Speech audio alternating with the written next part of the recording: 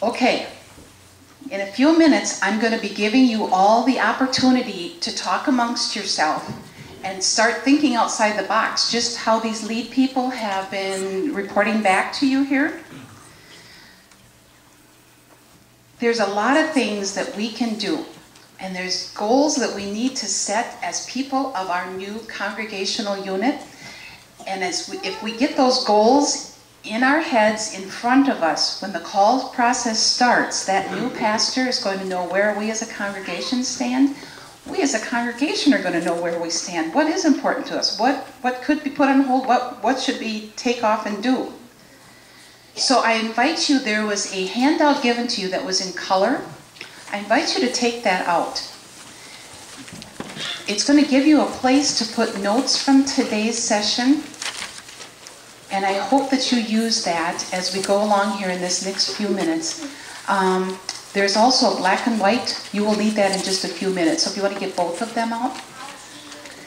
Before we break into our groups, I think there's 3 things that we need to talk about, bring to your attention, so they're front and center before we start our discussion.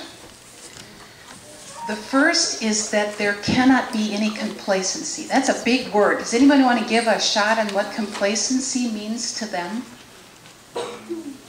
Anybody?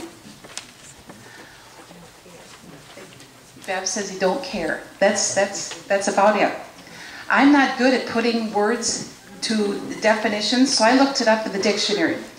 The dictionary says, a feeling of being satisfied with how things are and not wanting to try to make them better. Self-satisfaction, especially when accompanied by unawareness of actual dangers or deficiencies. The feeling of complacency cannot be with our new group. We need to just not even think about it as a word. So the first little icon in your handout has the word complacency and a slash through it. Have you ever heard the phrase, we've never done it that way? That's not how we do it. That's complacency, okay? So as you meet in your groups this morning, try to think outside the box. Someone else died. I bet most of you at one time or another have heard this little obituary, but I think it fits very good for what we are going to be talking about this morning, and I felt it worthy of putting it on the back of your program so you take it home with you. I know that all of you are saddened to learn this week of the death of one of our church's most valuable members, someone else. Someone's passing created a vacancy that will be difficult to fill. Else has been with us for many years, and for every one of those years, someone did far more than the normal person's share at work. Whenever leadership was mentioned, this wonderful person was looked to for inspiration as well as results. Someone else can work through that group. Whenever there was a job to do, a class to teach, or a meeting to attend, one name was on everyone's lips. Let someone else do it. It was common knowledge that someone else was amongst the largest givers of the church. Whenever there was a financial need, everyone just assumed someone else would make up the difference. Someone else was a wonderful person, sometimes appearing superhuman, but a person can only do so much. Were the truth known, everyone expected too much of someone else. Now, someone else is gone. No wonder we wonder what we're going to do. Someone else left a wonderful example to follow, but who's going to follow it? Who's going to do those things someone else did? Remember, we can't depend on someone else anymore. The author is unknown. So as we move into this next phase of our congregational life together, we need to remember that someone else has died, and some of us got to pick up the difference, like everybody. Thirdly, do you know what color you get when you mix red and blue? Purple. Do you know the significance of purple in the Bible? Do you? Exactly right. Thank you. It means royalty. And the reason it meant royalty is because the ingredients used to make that color were very expensive. So only the very rich and royal people were able to afford purple. If Blanchardville is red and Hollandale is blue, what happens when we come together? We make purple. And you know what? When we were baptized, every one of us is now a child of God. God is the King of Kings, Lord of Lords, King of the universe. So what does that make us as His children? We are all royalty, right? We're royal.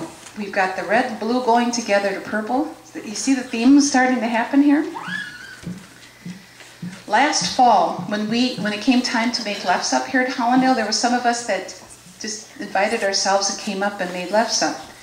And likewise, then some of the Hollandale people came down and helped us, and it was wonderful. We really, really appreciated the help. There was purpling going on already then, and we didn't even know it.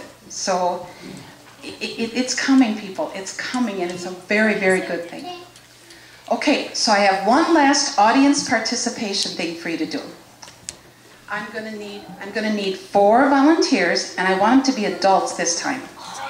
And it has to do with money. So any adults that like money, and again, I won't make you do anything that, that I wouldn't do myself. I need 4. Just come on up. 4 people. 3 more. Thank you, Roger.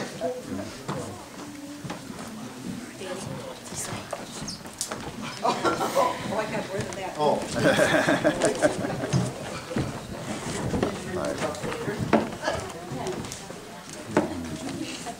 Sure.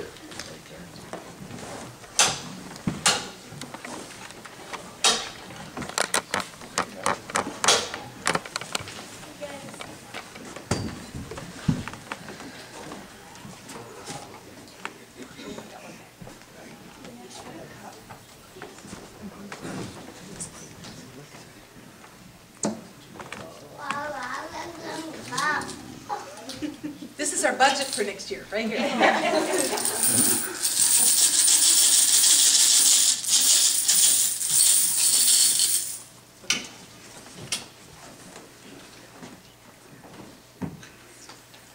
Okay, Roger, since you were the first to volunteer, I'm going to make you the quarter.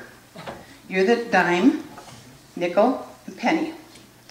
Okay, I want you to take your cups, and I'm going to give you so many seconds, and I want you to dig in that pile and get as many of your designated coin as you can. Okay? And just take that coin and put it in your cup. Okay? Cup in hand, are you ready to go? Ready? What? If you want to. You're going to have 30 seconds.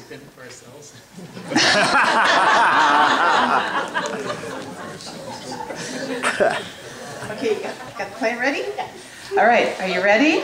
I'm going to give you 30 seconds. Set. You can cheer if you want to. Go. Come on, guys. Girls. I don't hear much cheering going on out there. Come on. 20 seconds. You're doing good, guys. You got it. You can do it. Come on. 10 seconds. Way to go, Miss Lee. Sorting out. 5, Good job, 4, guys. 3, 2, 1. Okay. All right, now, this was all done fairly, right? Everybody got the same size cup. They got the same time to do it. Elaine, how much money did you end up with? If you want to count your...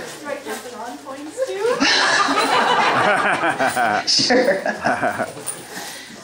So monetarily, how much did you end up with?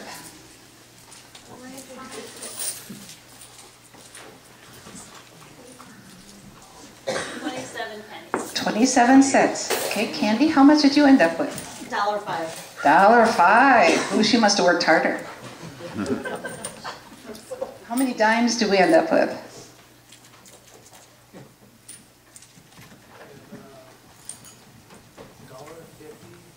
$1.50. 220. Oh my goodness. And Roger, well, he's still counting. He's almost going to need a calculator quote on here.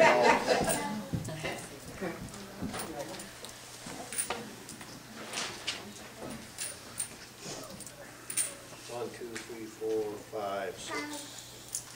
$6.75. Ooh, so we went all the way from 27 cents to $6 and what, 75 cents? Yeah. $6.75. They had the same amount of time, the same resources. Okay, as we go into our groups, we can look at this analogy in two ways. We're going to have some projects that are going to take a little amount of money and so much time and resource, right? We're going to have some projects that are going to take the same amount of time, but are going to take a lot more money. Okay?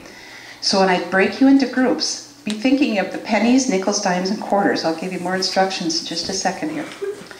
The other thing I want you to think of on this analogy is you spent the same amount of time working this. You got 27 cents out of it.